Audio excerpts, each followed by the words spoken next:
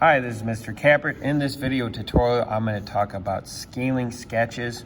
There's three that I want to talk about that are important in this class. The first is a 1-to-1 scale. That is a sketch of an object that is the same size as the object, also known as full scale. So if the object will easily fit on a sheet of paper, then you may want to do full scale. An example would be this puzzle part here. Notice it fits on the paper, so I decided to just draw it the exact same size, full scale, 1-to-1. A 1-to-2 scale is a sketch of an object that is half as large as the object itself. Engineers use a reduced scale on objects that are too large to draw. So an example that I have is a picture frame that I created on the laser.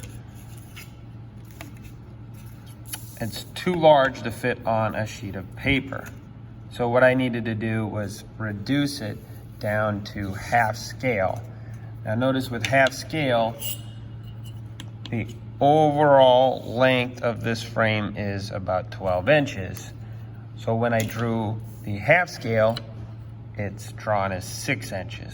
Same thing with the height of the part. It's about 8 inches, so I drew this as being a height of 4 inches. So notice it fits on the paper.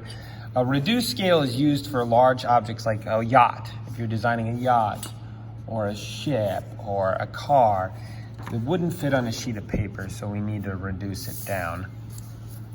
Not necessarily by 1/2, sometimes they'll do 1/10, 1-to-10 for instance, or 1-to-32. The last one that's important for this class is a 2-to-1 scale. This is a sketch of an object that is twice as large as the object itself. Engineers use an enlarged scale on objects that are too large to draw full size with any meaningful detail. So this could be something real small. An example, once again, is that same puzzle part that I had. I wanted to add the measurements or the dimensions to it, and I could not write small enough. So what I did was enlarge it by twice. So this is an example of the 2-to-1, doubling the size so we can see more detail on the part. Another example I want to show you is an object that you've been sketching already in other assignments, is this stair-stepping kind of looking part. Without realizing it, I've been scaling this down and you've been scaling this down as well. It's actually 33% smaller than it is in real life. Notice how we've been drawing it smaller. Why did we do this? We could not fit a full scale on this paper. If we did a full scale isometric, it would be larger than this quadrant. So that's why I did it. Notice each block here is actually a 3/4 cube.